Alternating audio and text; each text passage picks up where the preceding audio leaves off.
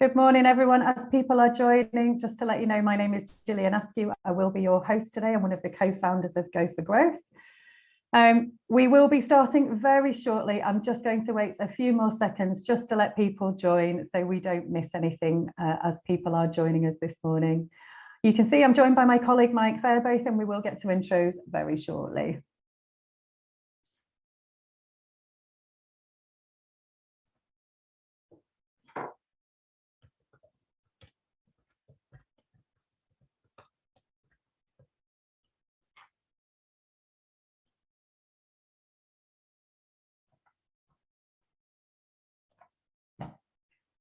Okay, good morning, everybody. Let's get started. I've said it before, my name is Gillian Askew. I'll be your host for today's webinar. I'm one of the co-founders of Go for Growth. I'll tell you just a little bit about Go for Growth in a second. I'm joined by my colleague, Mike Fairbotham from Perigean, and we'll do proper introductions for both of us in a short while. Before I do, just a little bit of housekeeping, if I may. So we are recording today's session and we're doing a couple of things with those recordings. So firstly, the whole of the session that we do today will be available on our YouTube channel. You can find that channel by searching for Go for Growth on YouTube. And if you want to hit subscribe, you can stay in touch with all of the video content that we have got on there. Secondly, after this session, we'll be breaking down the videos into core segments, and there are 5 core sections of the session today. And that means that there'll be shorter videos there for you if you just want to go back to a particular section that Mike covers today without having to watch the whole video. These will also be available on YouTube after the session. We do have a chat function today, so there's lots of people joining us on the session today. Please do feel free to introduce yourselves and say hi should you want to. We've also got a Q&A function available today. If you would like to ask a question to Mike or myself, the panelists today, please do feel free. Don't hold back on questions would be our advice.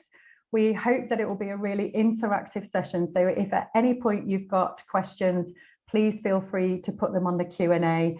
I will be looking at the Q&A and chat functions while Mike is presenting. And at the end of each section, we'll pause for a second and just see if there are any questions to go through.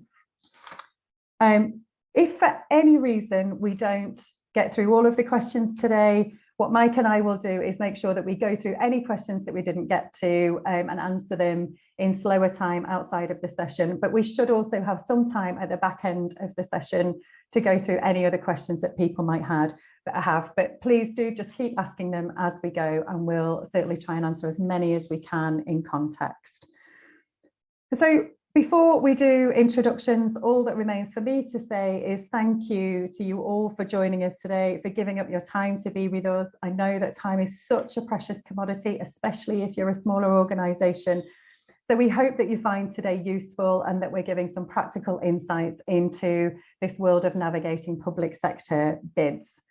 Mike, do you want to put your slides up onto the screen for us, and we'll start with introductions? Certainly. Oh, I'm trying to. It says host disabled participant screen sharing. Oh, no, really? That's not good news, is it? Right, let me see if I can share my screen. 1 second. So can you see the slides?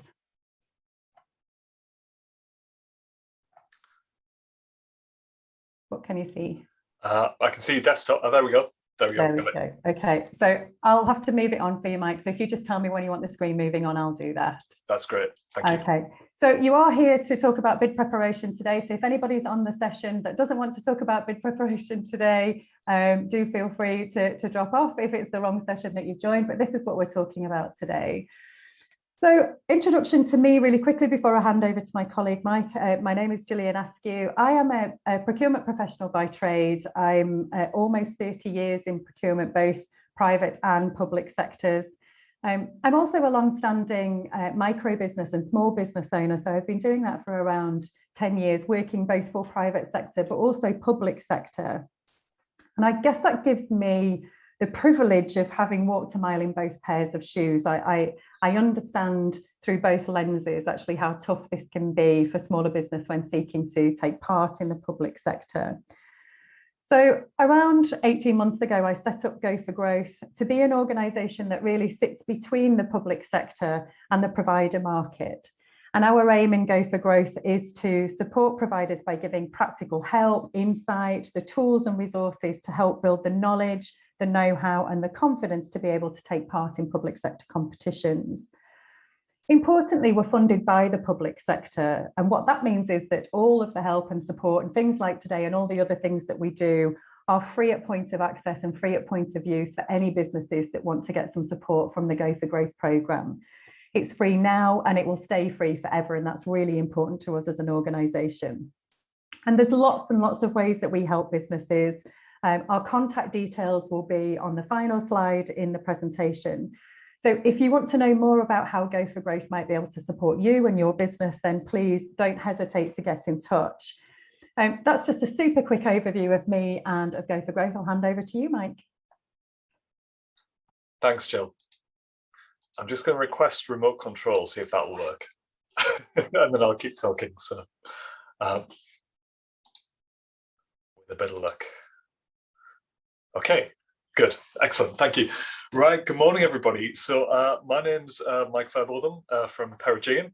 And as Jill was just describing there, we're going to be talking about how to navigate public sector competitions today. And a little bit of background on myself.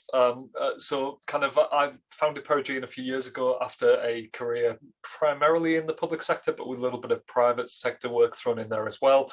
And I'm a chartered fellow of the SIPS organisation, for those of you who know SIPS. SIPS is the International Chartered Institute of Procurement and Supply. And I've basically been a procurement advisor, coach, mentor, etc. since doing those kind of things. I do a lot of training, so I train for SIPS, I train for the NHS Skills Development Network.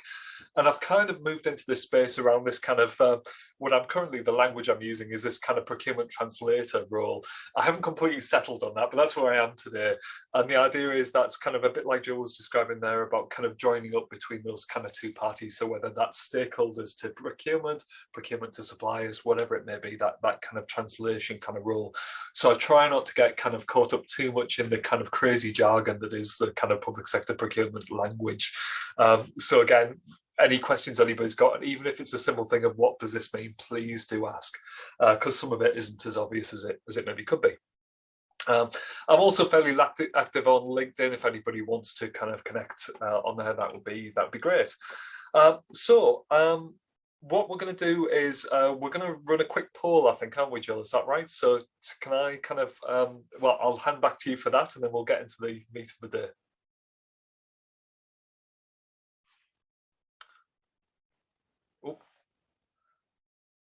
Off mute. There, I'm off mute. Thank you very much. Yeah. So we just want to run a really quick poll, if that's okay. Let me just launch this. So what you'll see are just 4 questions on your screen in 2 seconds. If you can just make your choices on there for us, we'll leave it open for 30 seconds, see how we get on. So everybody should be able to see the multiple choice questions in front of them now. Good. If you can all vote when you're ready to, that would be great.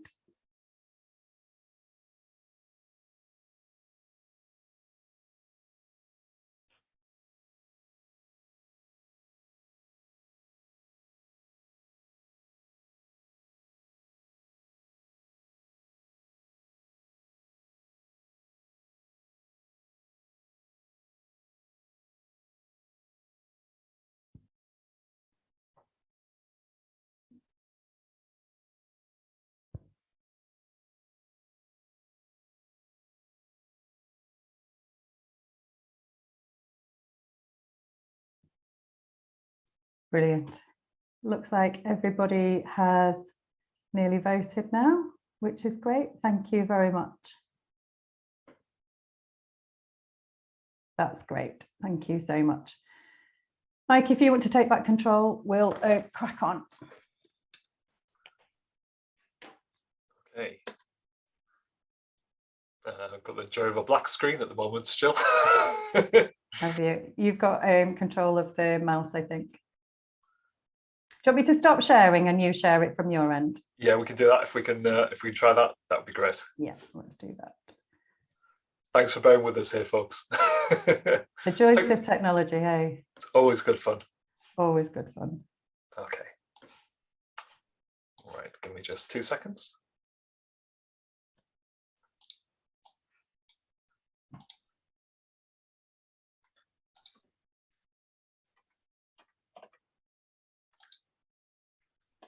I'd still say I can't share, Jill. I'm sorry. Is it? Let me, right, you should be able to do it now. I can. That's perfect. Thank you very much. Okay, lovely. Thanks, Jill. And again, guys, apologies for that. Always, always glitches with technology. Right, so fantastic. Let me just kind of rearrange my screen here, and then we'll start off. Okay, so this is the kind of the high level agenda for today. So we're going to be looking at kind of two sections which are called First Things First, and I appreciate the irony of there being kind of two of these, is around kind of early warning and the opportunity itself. Then we're going to look at kind of reading the invitation documents, writing your bid, and then broadly speaking, what happens next.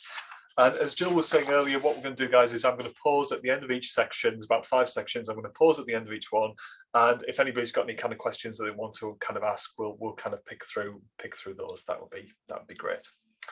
And I'll try and keep an eye on the kind of chat window and kind of Q&A as we go through, and Jill kind of keep me on the straight and narrow as well. Okay. When we go through today, I'm going to kind of keep coming back to these should we bid kind of questions, and that'll make sense as we get through. So these kind of sort of go, no go kind of decision points. So I'll try and describe what they are at each stage as well as we go. So when we talk about first things first, and we talk about kind of early warning, what we're describing here, folks, is this idea of this kind of the first notification that you're going to get that something is kind of coming out or something could come out. And we often describe this is most commonly seen as a prior information notice, or a PIN, the first of the kind of acronyms, abbreviations we're going to talk about today. So using kind of Contracts Finder here, which I've got a screenshot on the right-hand side here, you can search for these kind of things. If you search for kind of like the kind of early engagement, future opportunity type things, this is that very, very, very early warning that something is going to happen. So early warning of an upcoming procurement. Contracting authorities sometimes use these as a warm-up to a supplier engagement event. So you might get see a pin that says, you know, kind of come and see us to talk about X, you know, that kind of thing. We'll talk more about that in a second. There is no commitment to spend at all. So sometimes a pin will come on Contracts Finder. It will be something where, you know, kind of it tells you about something that might happen. The event goes ahead.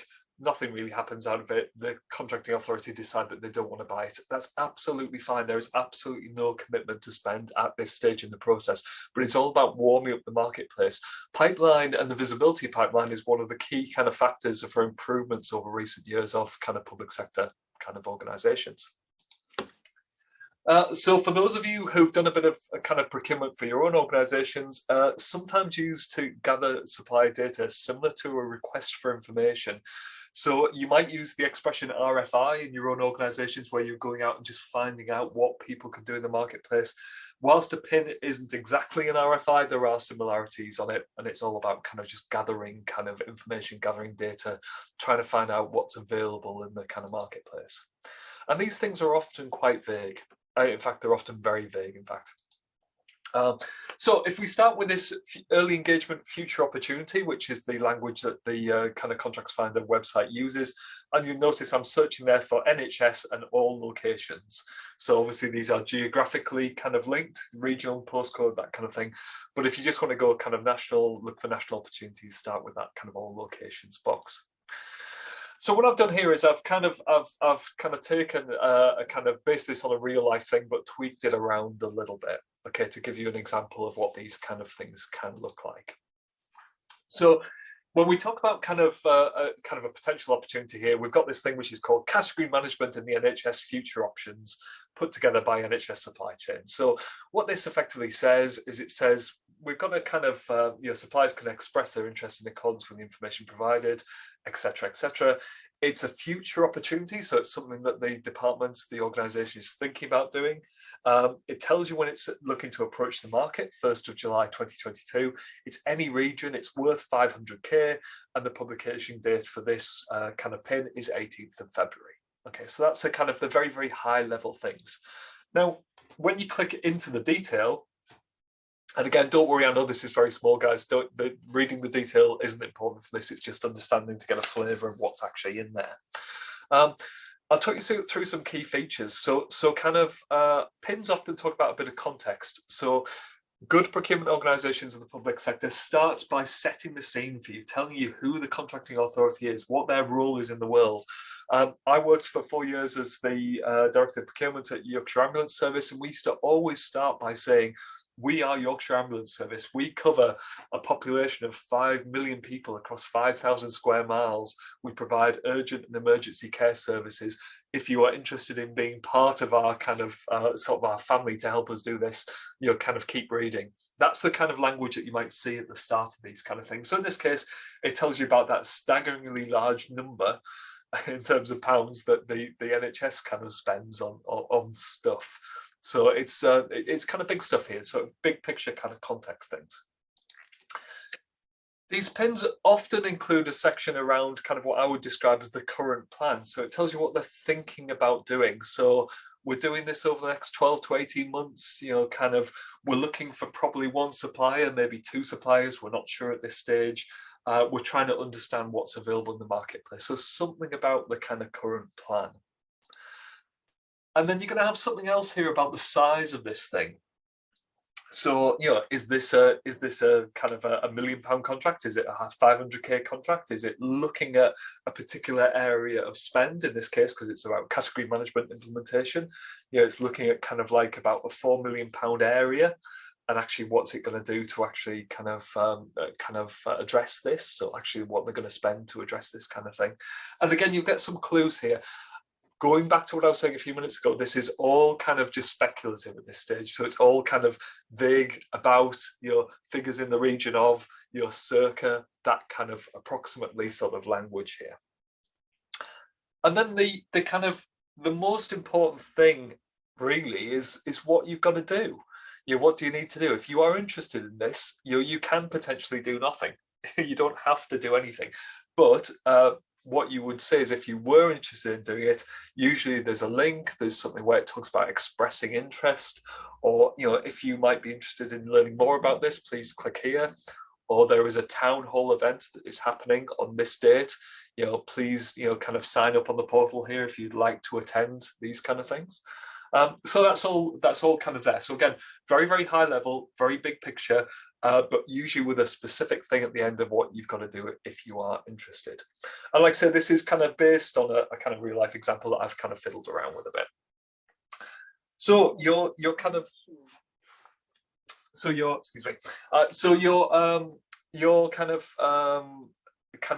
no-go decision here is a very, very soft one. It's a very loose decision. And really what you're looking at is, you know, yes, then you can express interest, you know, so you can actually just kind of say, yes, I am interested in this. And again, there is no commitment. That doesn't mean to say that you are committed to bidding for that. You're just saying, yes, please keep me informed. I'd quite like to come to the event. You know, when is it, where is it, etc. If that information hasn't been included in the pin, it most likely will be, but it might not be if it's not available. But again, they're trying to get a feel for what's in the kind of marketplace there. Does anybody have any questions in the chat they want to stick in the chat window? Anything that's kind of come up there while I've been talking? I appreciate that's just the first very tip of the iceberg kind of piece. So we've been chatting about what portals there are on the chat also, and I've popped the Contracts Finder web address into the chat function. I'll also put the Finder Tender Service web address in there for everyone as well, but no questions at this point, Mike. Fantastic, thanks, Jill. I think I've just seen something from Abby that just come in as you said that says, how do we express yes? Yes. On the chat window. So yeah, literally just as you were speaking. Thank you. And yes to the slides. They will all be available on YouTube and after to everybody as well. Yeah, good stuff. So thank you, Jill. So in answer to Abby's question, they're around kind of like, how do we express yes? So there will be a line in that last box that says, if you are interested, click on here and express interest. And that kind of depends a little bit on which portal is being used, but usually it's just a case of go here, click this, say, yes, I'm interested in finding out more, tick the box kind of thing. So it's that level of stuff. You do have to do something, so it won't automatically know that you're kind of, so if you click on that link, that won't immediately just tick you through. It will take you to whatever e-tendering system their contracting authority uses, and it will say to you, this is how you express interest. So it's usually very, very simple. What I would say as well is most of the time these pins, Abby, will have kind of like kind of a contact detail on there. So they'll have maybe like the email address of the buyer or a generic email address. If you find that you're struggling with the portal, and actually I've done this myself as a practitioner, is I've actually reached out to the buyer and says, I can't seem to get this link to work. I don't understand why. So yeah, it's one of those things where you can kind of do that kind of piece, and that might just help close that particular gap. And I've just seen Jill's response there as well, which is great. Okay, I'm going to move us on. So we're looking at the section now called First Things First, the actual opportunity itself. So that previous thing that we talked about there was very, very early warning. So it was the very beginning, kind of like that first little visible thing that something might be happening. Now we're actually talking about something that is a proper live opportunity. And I'm using the word opportunity because this is where it seems to have developed into the kind of the language within the kind of public sector.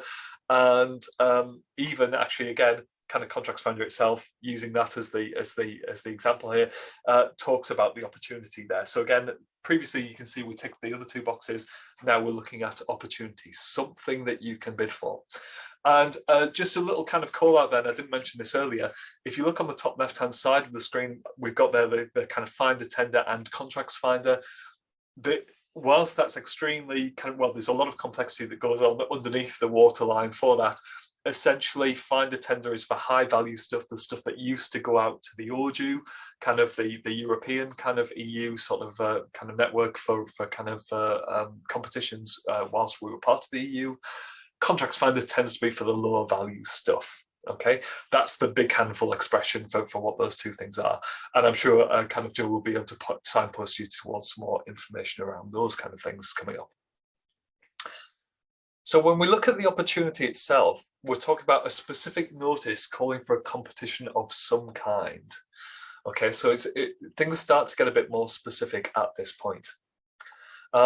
This is firm, not speculative, usually with agreed budget available. So the contracting authority will have had some money signed off to do this, or it's very, very highly likely that there will. Occasionally there won't be.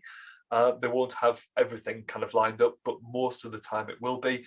The idea that you're not really supposed to be doing kind of speculative fishing expeditions, as they were often described. So by the time it gets to this opportunity stage, you've got a pretty good chance that it should be going ahead. Now, obviously, situations change. I mean, if you think of everything that's happened over the last 2 years with Brexit, COVID, all those kind of supply chain disruptions, actually kind of, you can imagine plans do change.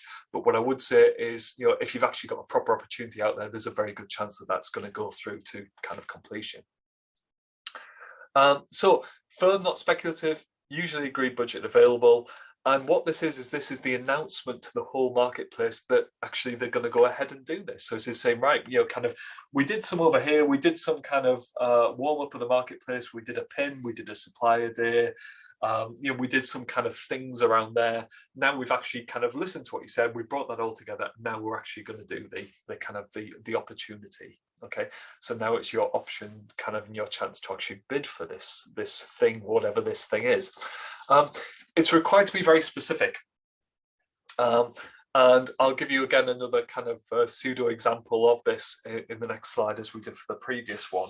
What this is going to kind of show again is just something which hopefully will give you a kind of a feeling for kind of what these kind of can look like. So again, we're going for kind of an opportunity here, and we're going for the kind of we're searching for the words of the Yorkshire Council, the mythical Yorkshire Council. And even though I put all locations, obviously I was doing that, I'd probably do a region of Yorkshire maybe, but this is what I've chosen for today's example. So Yorkshire Council Transport Scoping Tender. This tender relates to the development of a transport scoping report for the Yorkshire Council. It will be a two-stage assessment in parallel with a local plan update. It will also provide a key piece of support to the Yorkshire Council's local plan update, etc., etc., etc. So you can see how that would kind of go on. That's just a kind of short episode I've taken this. It's an open opportunity. It closes on the 25th of March 2022 at 12 p.m.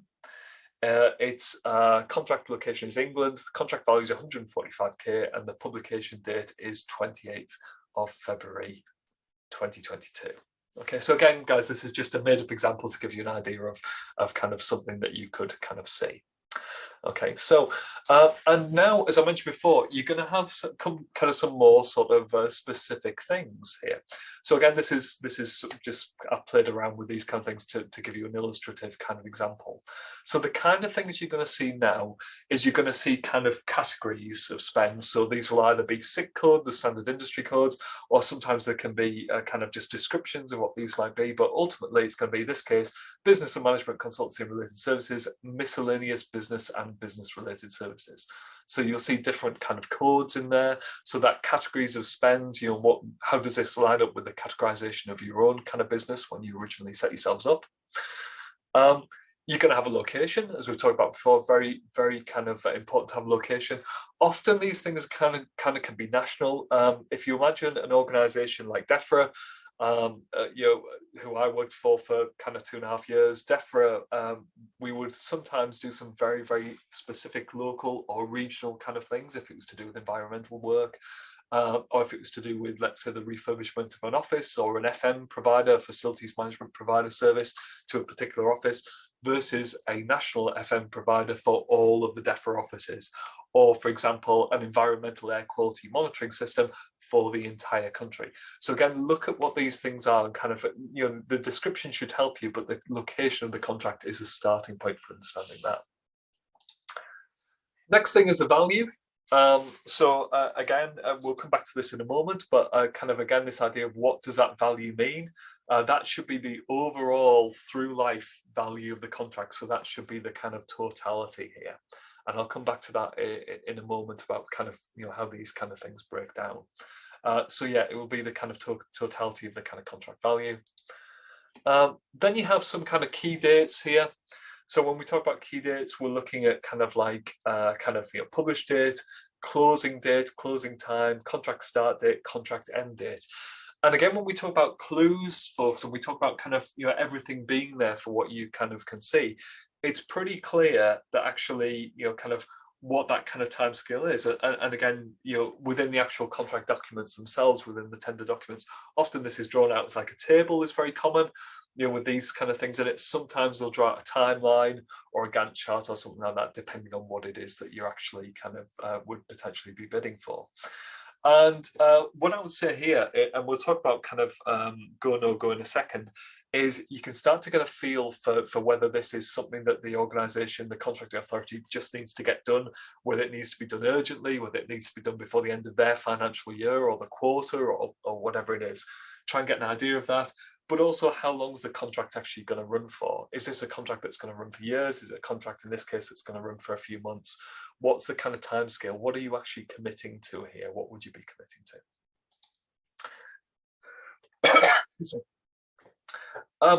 to? In terms of kind of contract type, you're going to see this thing about kind of goods, services, or works. Sometimes you will see a combination of more than two of those types. So a goods and services contract, the supply of goods and then a managed service wrap around that. More often it will be goods or just services or just works. And if you remember, works is construction, building, that kind of thing. And the final thing, which is very, very appropriate for obviously today's session, is you will see this thing on here that says contract suitable for SMEs, contract is suitable for VCSEs. And this is really important for obviously the people on the call today. If your organisation falls into one of those categories, really important to look at this. And what I would suggest here is the immediate thing with the example that I've put on the screen here is actually, why isn't this suitable for SMEs? And kind of is the first kind of question that kind of springs to mind here. I don't really understand. So there is something there where both myself and Jill kind of try and influence this area when we speak to contracting authorities to say that actually, can we actually kind of sort of say, kind of really, does it have to be like that? Is this just the default option, or actually should you open it up to these kind of things? And Jill's put the expansions in there. Thank you, Jill, in the chat window. So again, we both kind of sort of try and push this particular button to say, well, actually, if by doing this and by saying no to these two areas, it's kind of kind of decreasing the amount of competition, kind of damaging the SME agenda, etc., for kind of public spend.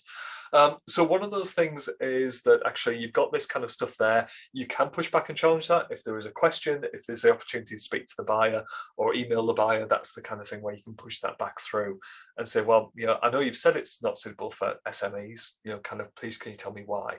And again, you may not get anywhere with that, but it's definitely worth asking the question. You can guarantee if you don't ask the question, you won't be kind of getting anywhere with it. So where this takes us to is your kind of your next kind of go, no go, yes, no kind of decision here. So if I slow this down for a second here, and when I put myself in these shoes, so again, I kind of Perugine is a kind of small kind of consultancy training firm. We deliver training services into public sector and private sector and consultancy services for both sectors as well. And a little tiny bit of third sector as well. But what we do is when we get to this point, so the pin stuff, yes, we'll always express interest if we think, oh, that could be interesting. Yep, that's a dead easy one because there's no commitment. At this stage, my thought process that I will go through when I look at this is I will think, okay, is this the industry I work in? Is it consultancy? Yes, it is. That's okay. It's in England, which is fine. That's good. The value looks kind of worthy of kind of some attention. So actually 145k, whilst it's not the biggest contract in the world, it's still pretty hefty. And actually that could be something where there's a lot of stuff going on there. I know it's Yorkshire because of the title of the organisation who's procuring it. Now, when I look at the kind of published date, the closing date, closing time, contract start date, for me, this is saying, okay, they obviously want to get this awarded before the end of the financial year. That's clearly the idea, or thereabouts, right on that kind of cusp, and they want it to kind of kick off in the beginning of the next financial year, starting in April, and it's going to run across kind of to sort of summertime. So my view here is they're probably going to be, maybe, again, I'm making this up as we go along, my thought process will be, okay, well, if that's the case, they probably want to take that to maybe some kind of council meeting towards the, kind of when kind of after the summer break, so around that kind of September kind of time, and that kind of conclusion piece there.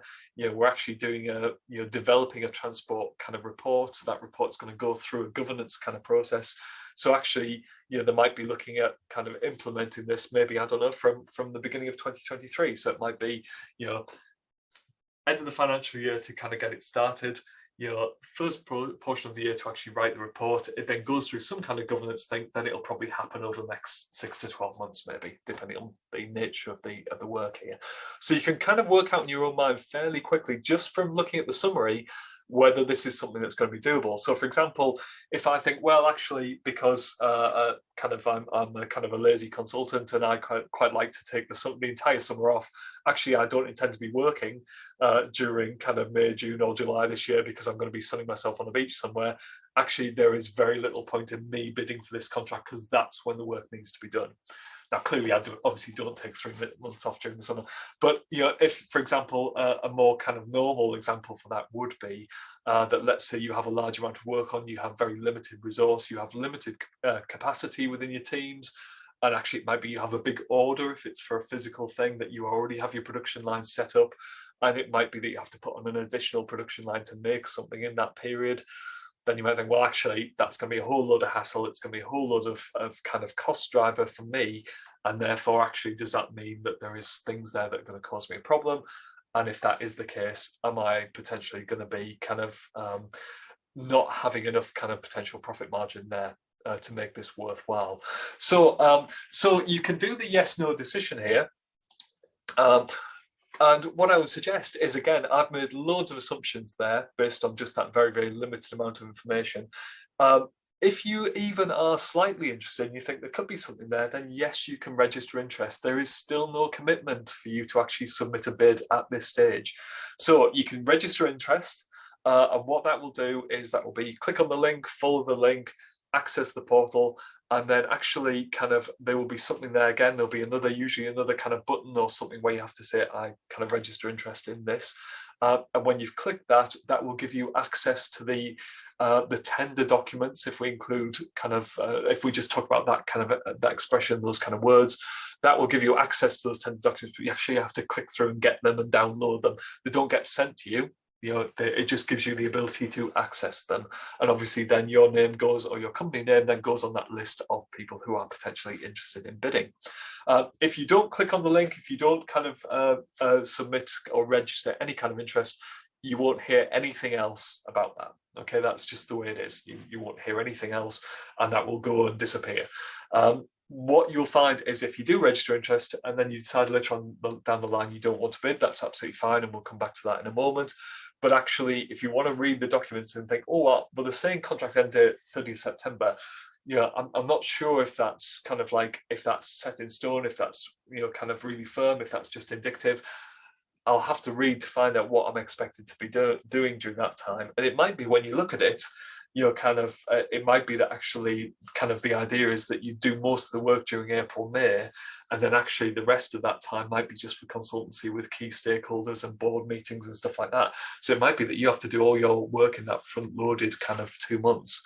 And again, you wouldn't know that until you actually download the documentation. So for me, for the example there for the conversation today, I've made loads and loads of assumptions, but actually you wouldn't know the real kind of detail until you download that, and you can't download it without registering interest. But again, that doesn't commit you to anything. So if you're even slightly curious and you think, oh, this could be some work here, that sounds about in the right area, register interest, download the pack, have a look at it. Okay, you've got to physically do that yourself. It won't kind of come to you. You have to click through the links, register interest, download the pack. You can usually do a bulk download from most of those kind of e-tendering systems. Okay, so that's where we are at this stage. Does anybody have any questions that they want to jump in? I'll have a look on the kind of chat window. So there's nothing on the chat window. I was actually going to ask you a question, if I may, Mike.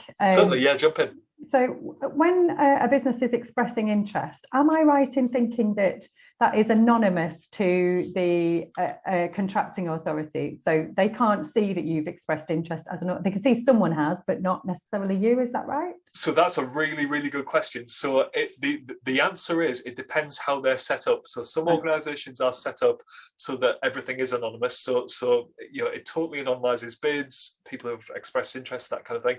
And my experience with this is that local councils, that kind of work, tend to go for that more anonymized kind of setup. And again, it's not an absolute hard and fast rule, but my experience with central government is that they often do it the other way around, so that they can see, but they can't touch them. So they can't kind of do anything with that, but they can see who those people are, as it were, so they're going to feel for it. But it depends entirely how the systems are set up. Okay.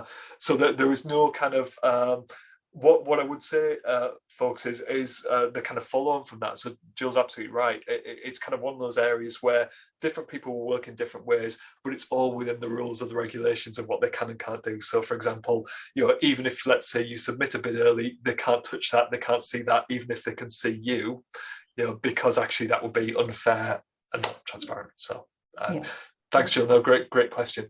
Yeah, we just had something in the chat, I think. Yeah, I can see a few things coming in here. So let's have a look. So Sam, on occasions, awards have been made from expressions of interest.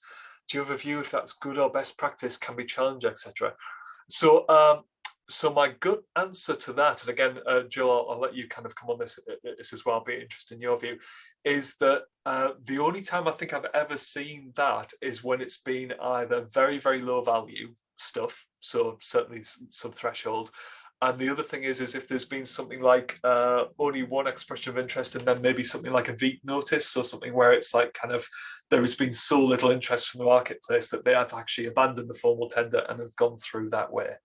So that's the only two times I would see something like that, I think. Sam, Jill, have you a similar experience? Or yeah, so in terms of the expressions of interest, all of my experience is that shouldn't be used as an award criteria. Even in a VEEP notice, the voluntary ex-ante transparency notice, which effectively is only really to be used when there isn't a market for competition and an organisation is saying, we're going to do this, we're going to award this, and we're not going to run a competition because of these reasons.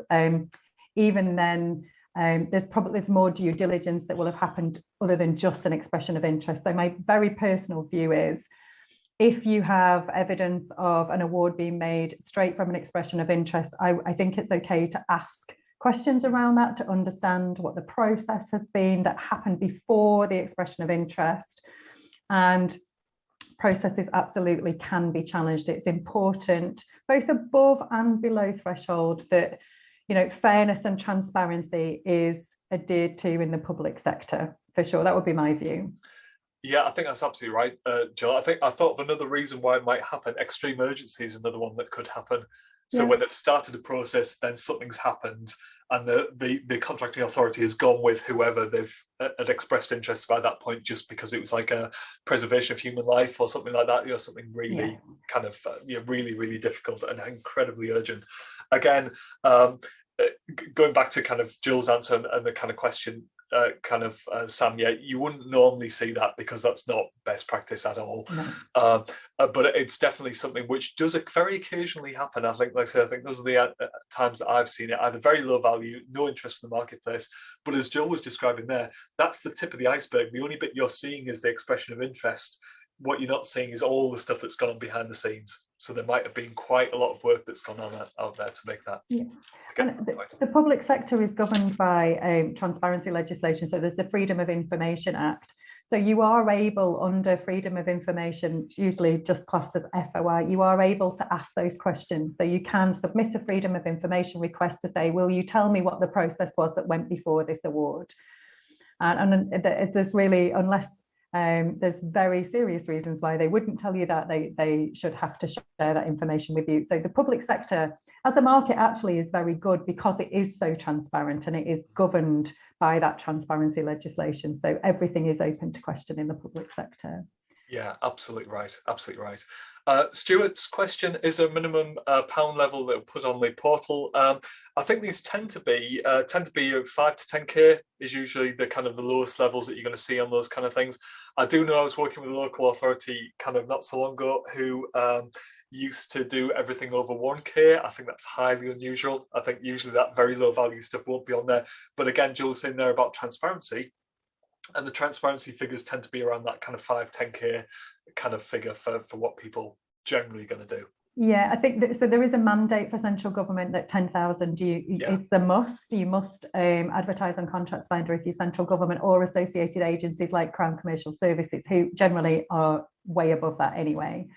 I think it's classed as best practice or good practice at 25,000 for the wider public sector, but you will see, as Mike says, things that are underneath that. 1,000 is low. It's very low, isn't it? That surprised me when when they told me that. So what's the driver? And again, in some cases, the driver is because they want to engage with lots of small companies in their area. Again, which is why you might see that behaviour in local government. You certainly wouldn't see that, as Joe was saying, from central government. It's far too low to be on that kind of on that figure. On their kind of sort of radar at that figure. The other reason as well is sometimes people mix up local policy decisions with national legislation. So the policy might be to compete everything over £1,000. The legislation says, as just Jill was just describing there, that kind of sort of 10k threshold thing that's got to be over that, and people sometimes think that the policy is the legislation and vice versa, so people get confused in their own organisations.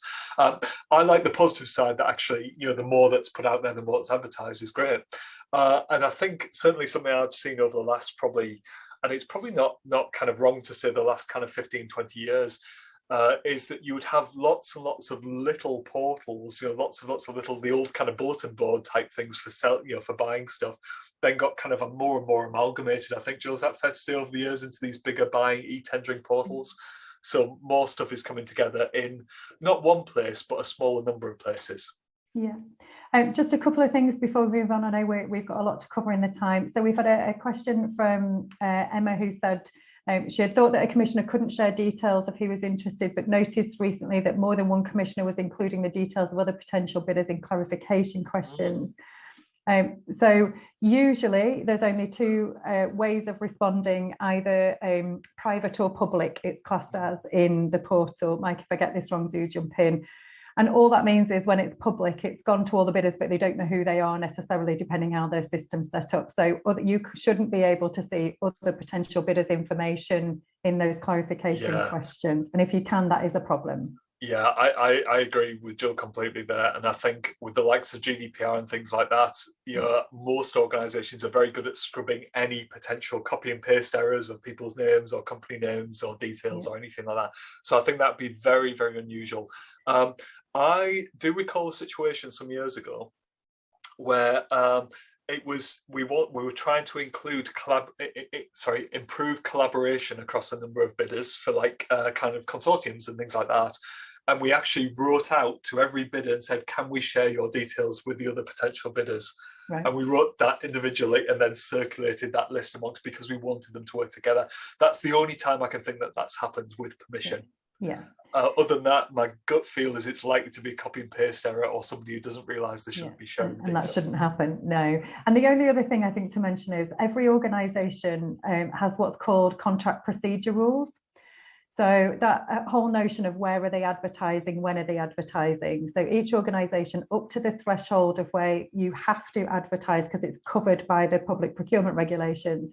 It really is up to you as an organisation in the public sector, but you must be transparent about that. So if it's up to 5,000, you're going to get 3 quotes. You must say where you're going to ask for those 3 quotes from if you're going to compete for them, if you're going to put them on your website, if you're going to put them on Contracts Finder, you write those things down. So if you want to go and work for a specific local authority, have a look at what their contract procedure rules are, because it will tell you how they advertise their opportunities below the threshold.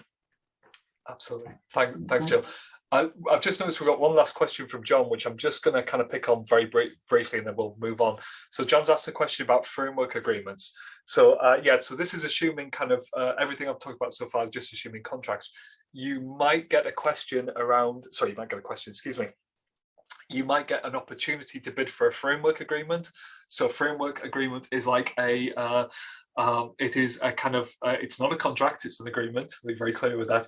There is no kind of compulsion to spend through the kind of framework agreement, but what they're doing is they're ticking, just like Jill was saying there, all those regulatory legislation boxes to basically say, we're going to select people who are going to be on this framework. And I'm going to overly simplify this for the sake of the question.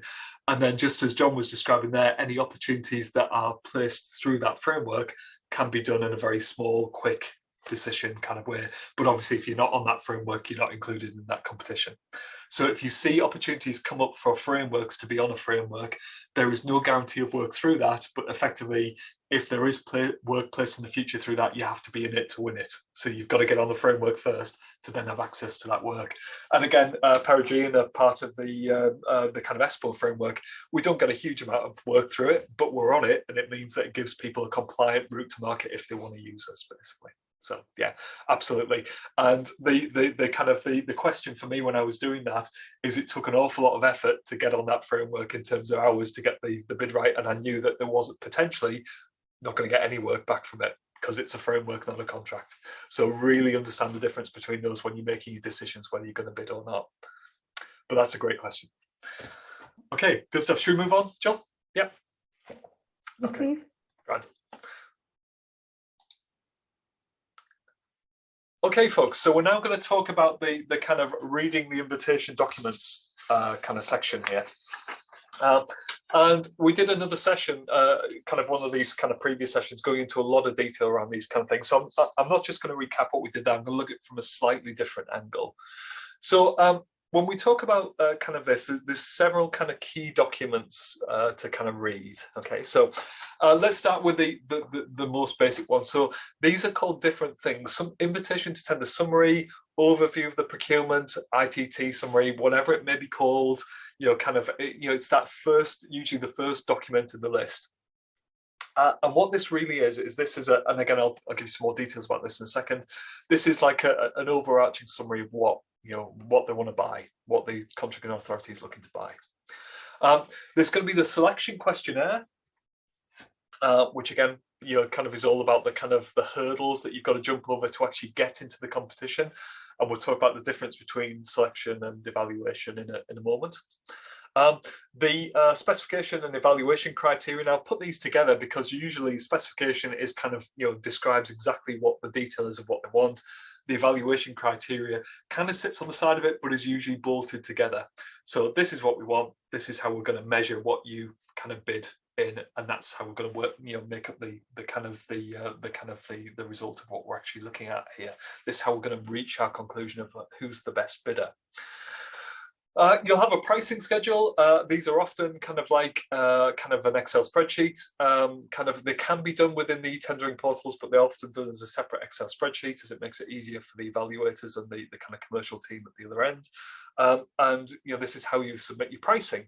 So usually clear rules, ex-VAT, inc-VAT, including expenses, breakdown for these different things, whatever it is, usually pretty clear. And again, the wording of that, of what they need, will be within the actual documentation, and there might even be repeated actually within the Excel spreadsheet itself, depending on how complicated it is. Terms and conditions, often described as draft terms and conditions. These will be the contracting authorities, not your T's and C's, so you'll be asked to sign up for these. And when you actually sign, used to be called a form of tender, which is effectively saying that you agree to be bound by what you kind of sign, what you submit in here as part of the bid. Something which I've seen quite recently is a much more complex version of this that basically says, you're not just doing this speculatively, you are committed to delivery. There's nothing in here that would cause us problems. There's a whole load of kind of caveats and things. So again, the wording may change in this, but ultimately it's going to be, is this a proper bid? Are you doing this for the right reasons, etc. And the approach that I would say here, and again, this is where we've got kind of this next kind of bid, no bid kind of decision here is, some of you might recall, if any of you've done like project management, I can't remember if this was Prince 2 or APM, Association of Project Management, that first came up with this concept. And this is going back, kind of best part 20 years, was this idea of this kind of quick look approach. The idea is you don't spend ages and ages and ages forensically going through something. You take a very quick look at it and then make a kind of quick decision based on some kind of key criteria. And I paraphrase that as thinking of, if there's anything there you don't like, okay, that's what I'm thinking here. So this is your next kind of go, no go. So you've done your expression of interest bit earlier on. You've actually registered for the opportunity to say you're interested. You've downloaded the documents. Here's your document set. You've done a very, very quick look. So this isn't a line by line read through. This is a very quick look, and you go, oh no, I don't like the look of that. Even though they've said it's consultancy, actually it's really, really obscure consultancy. That's not my area of expertise. I'm not going to bid for this. So that's where you can do your kind of quick kind of look here. And what I would suggest is, if it's a yes and you want to kind of continue at this stage, the next thing you do is start drafting your answers. Usually what I do is I get one of my many kind of sort of notebook things, one of my many kind of moleskin notebooks, and just start jotting down some ideas, just thinking about how I could do that. Literally nothing too formal at this stage, just getting it kind of started out and seeing what occurs and how things could work. If you decide it's a no at this point, you can formally withdraw. So within all the tendering portals, there's like a big red button that says withdraw from this opportunity. Now, you can do that at any stage, but you absolutely don't have to. So if you've read this and you go, oh, I'm not so sure, I'd quite like to bid, oh, but I'm not sure, I think there might be too much competition, we might not win, or there's something going on with resources over here and I need to bottom that out first. So if that is the case, you don't have to do anything. You can just sit and wait and watch that clock tick down. Bear in mind the clock is ticking all the time. So you don't formally have to withdraw. But if you do a quick look and you decide you really don't like the look of it, then I would say withdraw. Done, move on to the next kind of thing. Bear in mind that once tenders are live, invitation to tenders are live, they can change the details around them. So with clarification questions and stuff like that. And again, we've talked a lot about that in one of the other sessions, so I'm not going to go into it in any detail today. But clarification questions can change the shape of that. So for example, if it's only one thing or one or two things that you don't really like, then actually don't be afraid to kind of ask a clarification and see what kind of what they kind of say about that. Can actually kind of you're saying you want this, but actually would you consider this, that kind of clarification, and see what happens there. So there are that kind of stuff that you can do on that. Okay, so in terms of kind of no go, excuse me, put my teeth in there, go, no go, if you do want to do it, start drafting it, start thinking about the answers, keep one eye on the clock all this time, okay? And just as Jill was saying before, anything you do on this, if it's set up as the default of this, will be completely invisible, even if the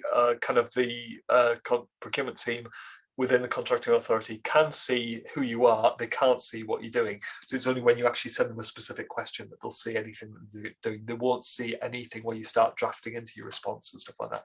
Completely invisible, so there's no interference, no influence from either direction there.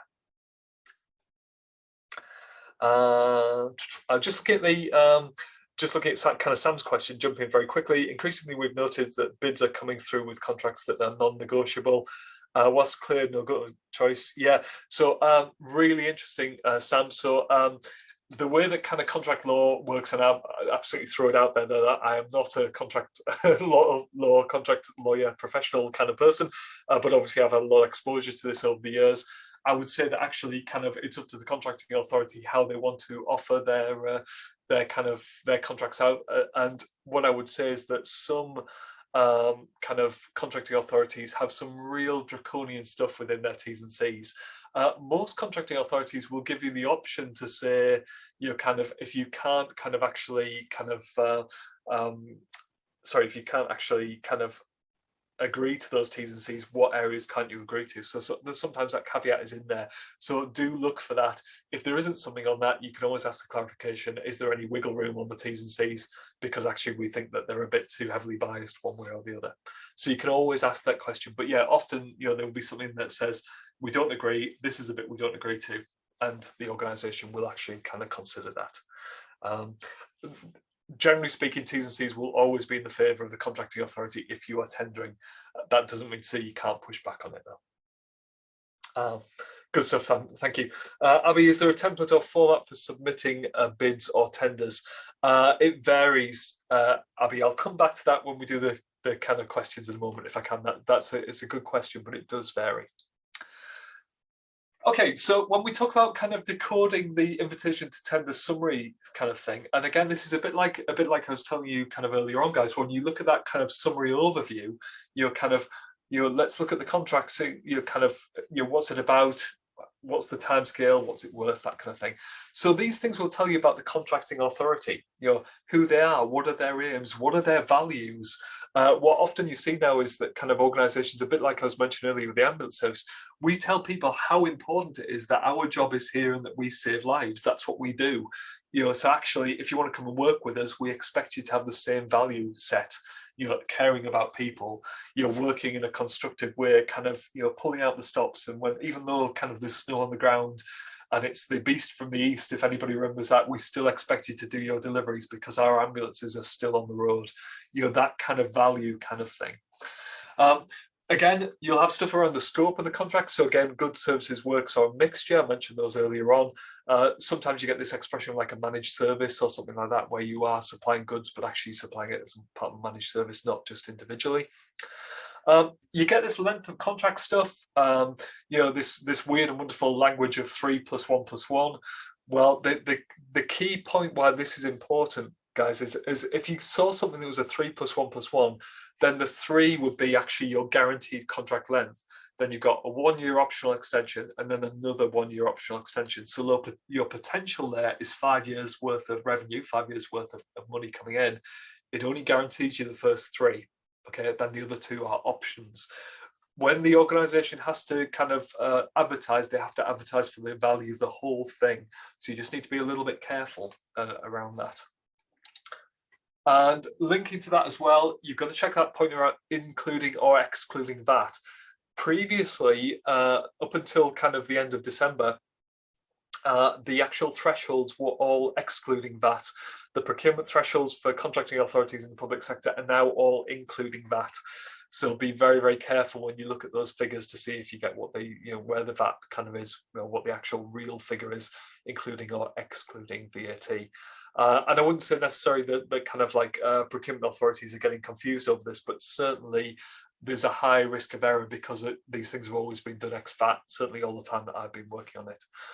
So yeah, it's one of those things where kind of going to an including VAT model potentially gives you a 20% variance on your kind of the budget of the contracting authority, which is quite a big bit of cash. So think about that and kind of try and, you know, make sure that it's clear within the documentation what's there. The meat So kind of like you'll see this stuff about most economically advantageous tender. I'm sure Jill was about to type that if she hasn't already done it. Meet is most likely going to change to MAT, most advantageous tender. Effectively, it's the rules of the game on how the contracting authority is going to actually understand value for money. So, in this case, 60-40, I've put that as an example there. 60% technical, 40% commercial. That means they're more interested in the quality than they are the kind of money. If that was the other way around, if it's 60% commercial, actually the price is the most important thing compared to the quality of what you're bidding.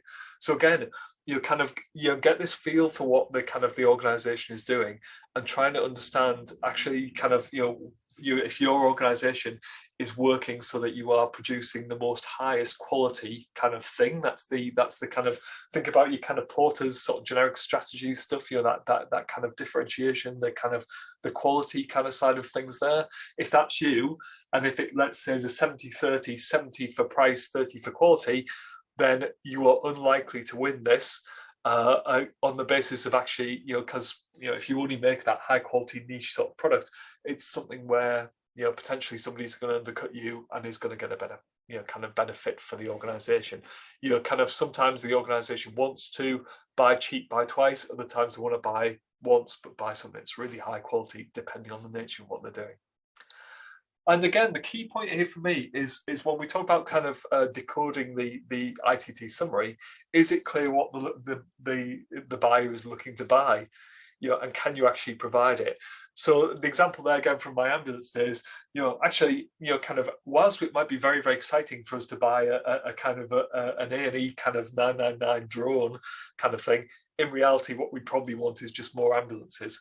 And if your business is that you are an ambulance converter, an ambulance supplier, chances are you're not going to do a sideline in high-tech drones.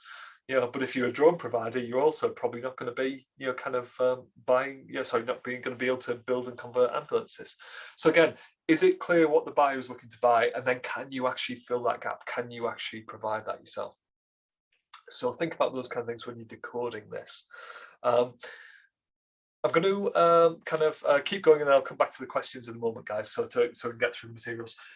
Selection questionnaire. So this is one of the other things, really, really important. What is selection? What is evaluation? And obviously evaluation isn't selection. Going back, this is what it links back to kind of Abby's question around the format for submitting these kind of things. Usually for selection selects what bidders are going to be in the competition, and it's backward looking. So financial stability, track record of delivery, etc.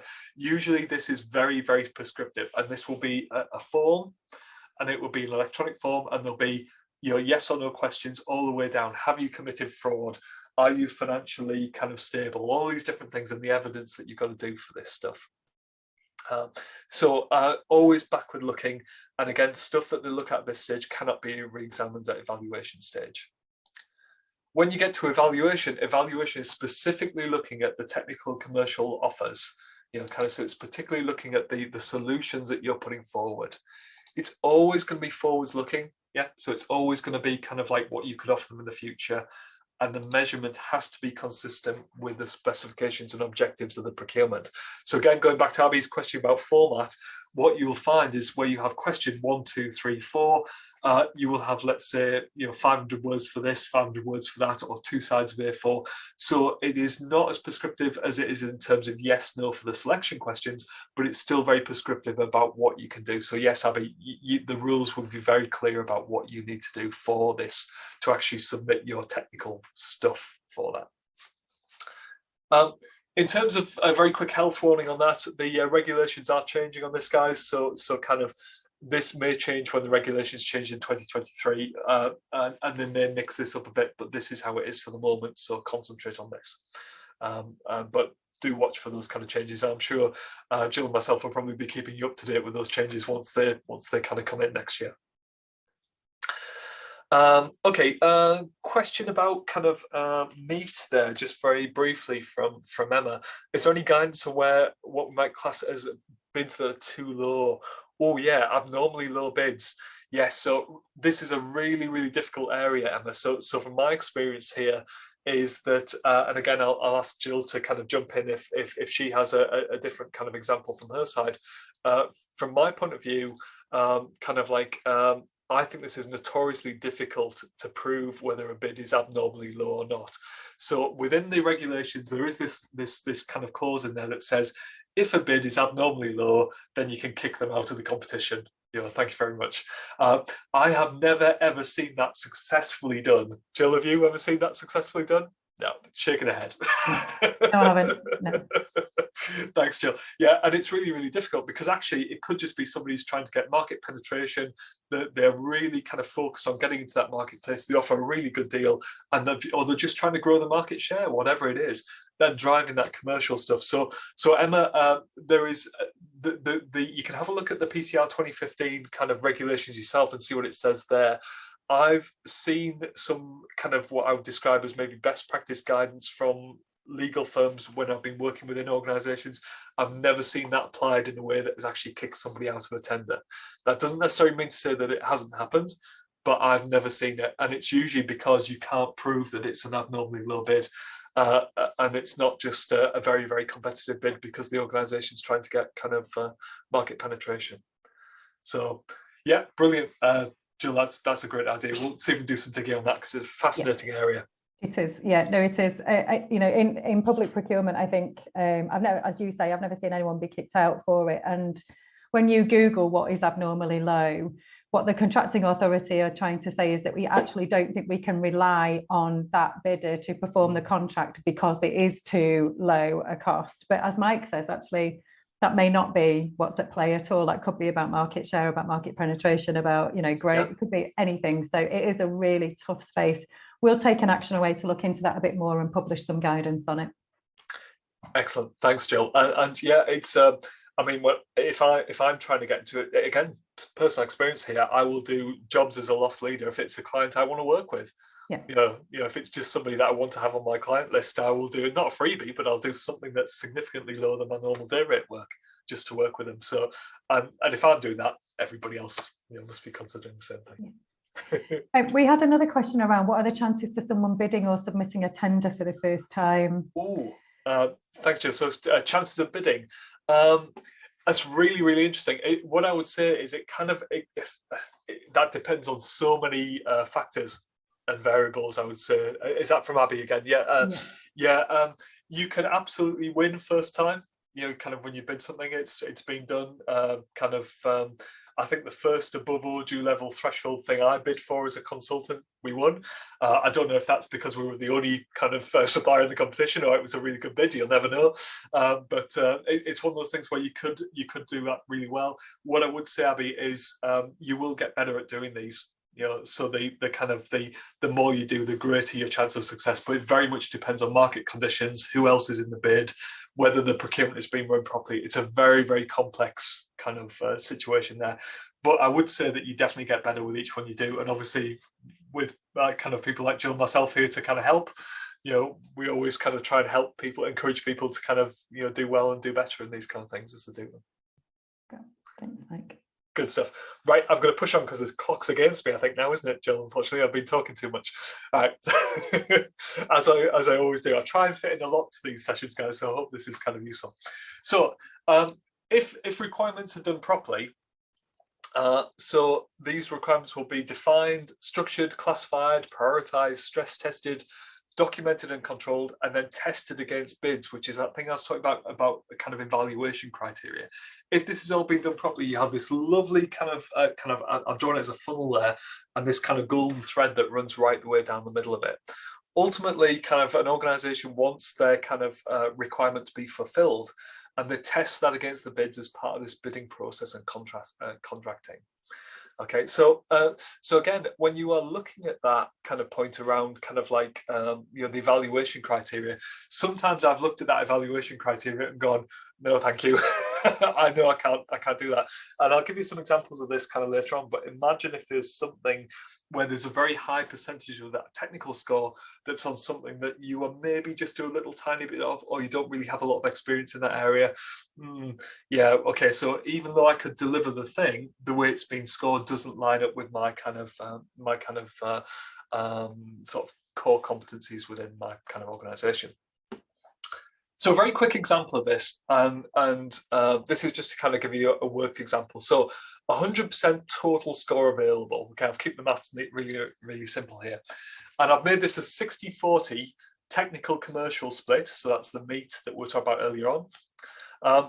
The commercial score, 40%, will be determined relative to the lowest price bid. So you'll see a little calculation, very simple calculation within the tender that basically says the lowest scoring bid scores kind of 40% because that's the maximum commercial score. And then everybody else scores a score that's relative to that bid, kind of going down effectively to kind of very little. There are different ways of doing it, but that's the most common way of doing commercial. The bit I want to describe here is around the technical score. So that's 60%. And in this particular example, it's going to be determined by 4 questions, T1 to T4. And those are your questions, okay, for this particular example here. So T1 is worth 20%, that's a delivery plan. T2 is worth 10%, sustainability and social value. T3 is worth 5%, quality and breadth of CVs. T4 is worth 5%, risk management approach. So when I look at something like that, and again, when I think about that yes/no decision here, I think, well, actually, I can see that the delivery is over 6 months. Again, spurious example here.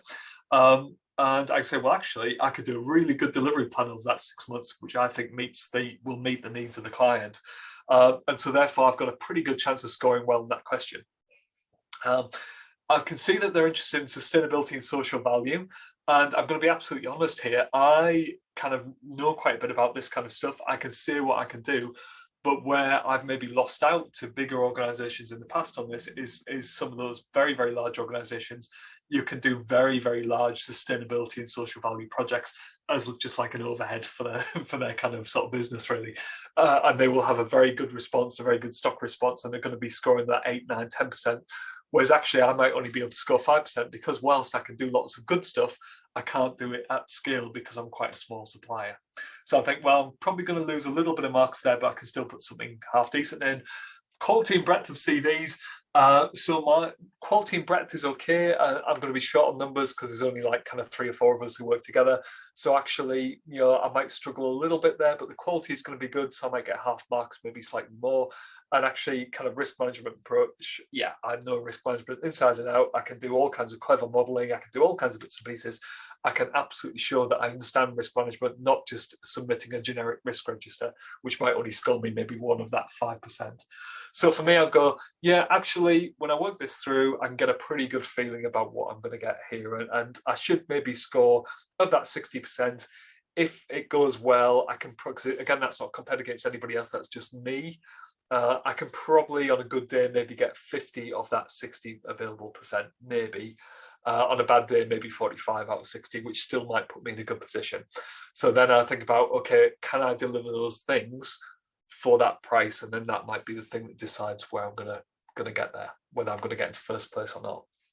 So again, for me, I'm just trying to take you through a thought process there to give you an idea of how that would work.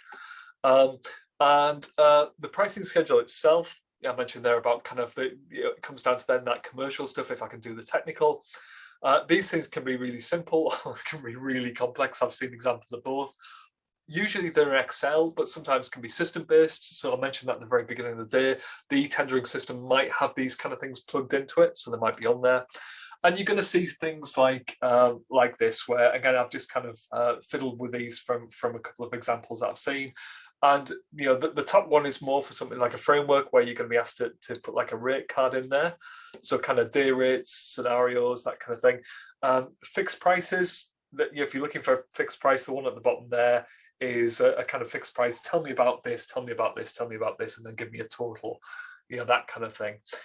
So you will see various different versions of this, and you generally download their template. You fill in your details, you upload that template back in with your kind of name associated to it. Okay, so those are just 2 examples that I've seen fairly recently. One of the issues with these Excel spreadsheets is that errors can occur.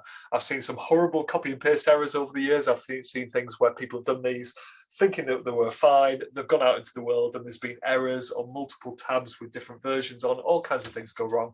If you do spot an error on the pricing schedule, immediately flag it back to the contracting authority, because the sooner they know about that, the better.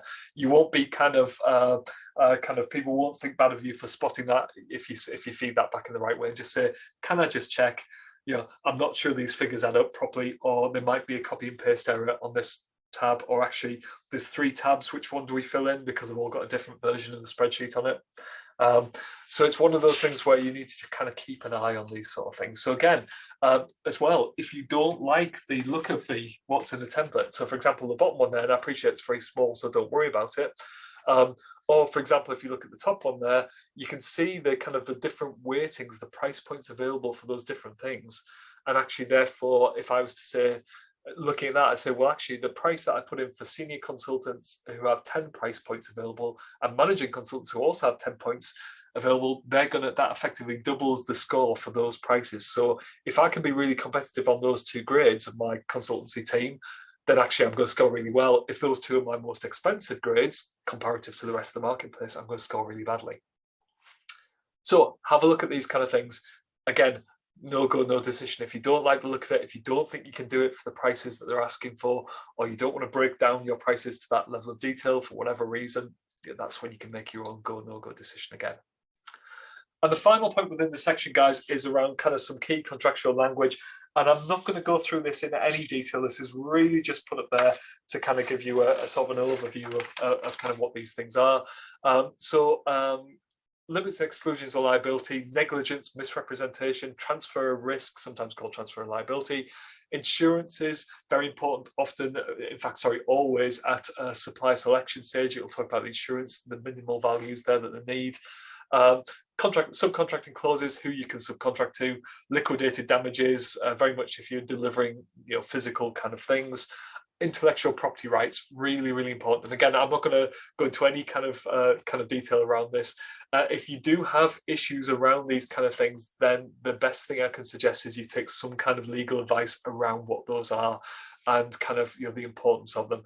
Generally speaking, most conversations happen around liabilities, who is responsible for what, things like insurances, having that right minimal insurances, and kind of intellectual property, something around that kind of who actually owns the stuff that you're doing.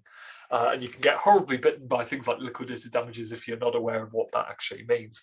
I've just seen Jill's put a question in the chat window. Yeah, really good to kind of look at that. Okay, any quick questions on this section before I move on, guys? I'm conscious of the running against the clock. Please do shout up. I think we look okay at this point, Mike. I think if we storm ahead, if we do miss any questions, like I said, we'll come back to them in slower time and make sure everyone gets the answers. Perfect. Thanks, Jill. Okay.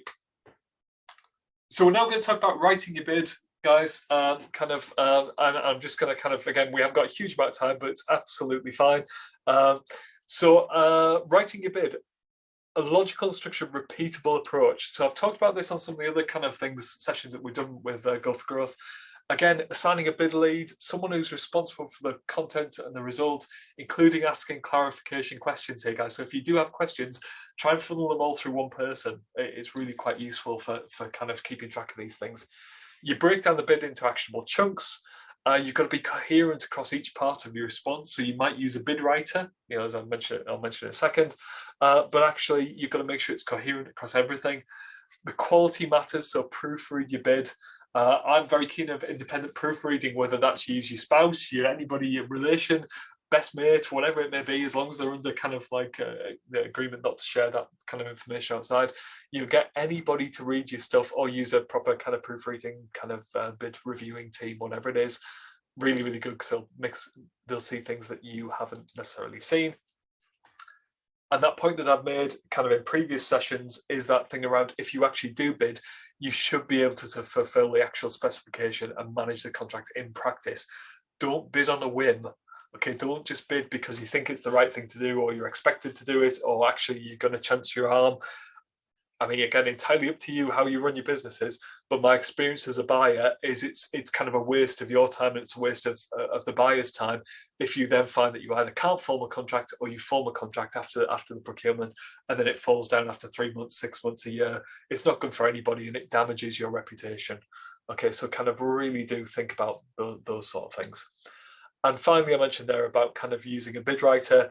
Again, can be problematic. I've talked about that on a previous kind of previous session, if you find that kind of like, kind of your bid writer, writes the bid, you then don't have time to review it. Effectively, that bid writer is, potentially kind of committing you to something that you can't deliver. So you've got to be very careful around that. Again, that's down to yourselves how you want to actually run this. But again, these things do come out in the wash. They eventually get found out. So it's better not to kind of go down that line at all, in my view. Okay, some common areas of failure. So before our session, kind of myself and Jill discussed kind of some common areas of failure that kind of come back from the group. And these are kind of things that kind of come up quite frequently. So SQ compliance, so the supplier questionnaire, failing to understand, meet compliance requirements, accreditations, policies, procedures, insurances, all the things that I said in those yes/no boxes. People either saying yes and then not being able to meet it, or saying no and then not realizing that means they're going to get kicked out of the competition. They're not actually going to get through to the next stage. So again, look at those SQs, look at those selection questionnaires, the hurdles you've got to jump over. Really, really important. Specification evaluation requirements. So again, within this, matching the proposal to the requirements in the specification. So it's a bit like you're going into an exam and a question comes up that you can't answer. So you answer the question that you've prepared for, not the one that it says on the piece of paper. Happens at job interviews as well. I've seen this a few times over the years. People answer the question that they've rehearsed, not the one that's on the paper. Again, make sure you match that. Really, really helpful. Next thing we've got there is kind of like not answering the actual question being asked or answering it in another section. Evaluators aren't allowed to cross-reference, guys. So where you do stray from your question, if you think, oh, that's okay because I've covered it elsewhere, actually that's not okay. Even if you feel like you're duplicating, if it asks for certain things, let's say like a risk register, it mentions risk in 2 questions, you need to talk about your approach to risk in both of those questions, because evaluators cannot cross-reference across. Okay, so really important. Not weighting answers proportionate to the percentage of the score weighting or the overall quality price split. So again, something that I've seen here, and this is kind of obviously as Jill's made a comment in the chat window there, which is really helpful. These kind of things, really, really wind me up as an evaluator, where, going back to that example I said before, the majority of the biggest chunk of that technical score is about your delivery plan. And then people will submit a very lightweight, very weedy, very thin delivery plan that doesn't really kind of have any kind of meat within it. And then they'll spend ages talking about in depth about sustainability. That doesn't help. Okay, so you need to do it proportionally to what it's asking for within the actual bid itself, but the invitation to tender, sorry. So that's an important one. And again, within the actual quality of the response itself, these are kind of other things that kind of come up. So strong statements without the evidence to support them. So, kind of really, really strong. So let's say our organization is committed to equality and diversity throughout everything we do. Amazing statement. That's absolutely brilliant. Nothing following it. Tell me how, tell me why, tell me what you actually do. So a lot of the what is there, but sometimes the how is missing. Key documentation missing. Again, asks for a risk register. You include your approach about risk, but you forget to upload the risk register. Yeah, that's a kind of common sort of failure here. Assumptions about evaluators' knowledge. So you've worked with them for several years before they know you. They might even know you personally, kind of through kind of various contracts and things over the years. But actually, you've still got to write your bid as if they've never even met you, or don't know anything about your company. That's the way these kind of things have to go. Word page count issues, too much, not enough, etc., that kind of thing. Superfluous information being provided. Again, one of my pet peeves here is things like the thing around sort of kind of glossy brochures and that kind of thing. And again, the copy and paste from previous caveats in the bids as well. We, as evaluators, we hate caveats. We're looking for a clear offer. That's the way the tendering process works. We tell you what you need, what we need. You tell us what you can deliver back. Bids that are full of caveats are so difficult to evaluate, very difficult to score highly, and actually, in some cases, very difficult to even accept as being compliant. Okay, next session, I'm just going to go through quickly. Here's what happens next is successful. And I thought it was important to include this because we've talked about kind of, where these things are going to take us. But actually, if you win and you're awarded a contract with no legal challenges, The next thing that's probably going to happen is contracts finalization and signature. And again, I've had good experience with this. I've had bad experiences. Sometimes the contract is signed within kind of hours of the standstill period finishing.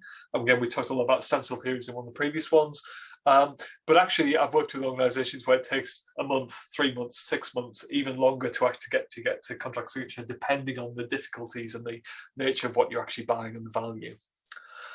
Once a contract is live, you have another kind of one of these kind of life events, things that happen. You get amendments once it's live and running, so changes to what the organisation needs.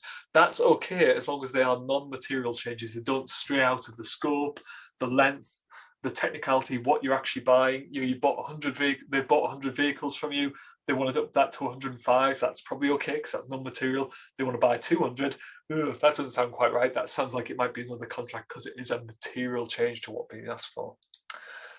As the contract approaches its end, you might get kind of extensions towards the end of these kind of things. And you're also going to get price fluctuations as well. So it might be that your prices go up because things in the marketplace happen, and you might be able to pass those changes on to the contracting authority and they might accept that.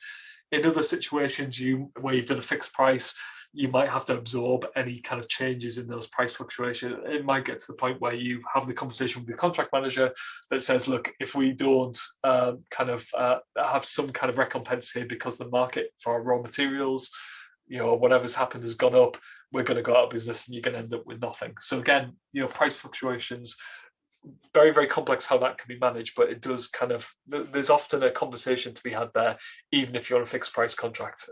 So don't be afraid to ask and have that kind of sensible thing. Then in terms of the end, contract termination, and I'm just going to kind of finish on this point here around these can either be planned or emergency exit.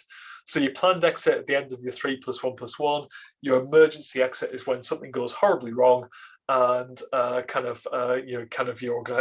contract is kind of cancelled for whatever reason.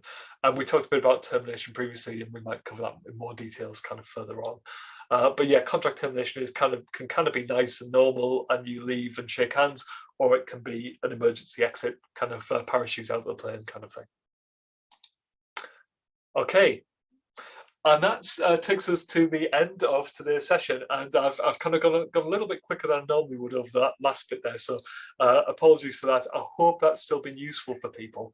That's what we've looked at today. And that was how to navigate public sector competitions. Thank you for your attention. Thank you for listening. And thank you for your questions, which will follow up on anything we haven't answered. Jill, over to you. Yeah, so thank you, Mike. I mean, thank you everyone for sticking with us. I know that's a really long 90-minute session. We covered a lot as always. Mike, thank you so much for giving up your time. There is a couple of questions coming into the chat, which we will let people go have their lunch, and we'll follow up later in terms of how to challenge things if we think they're unfair. We've got another session coming up around the procurement regulations. So if we'll put details on our LinkedIn page for that.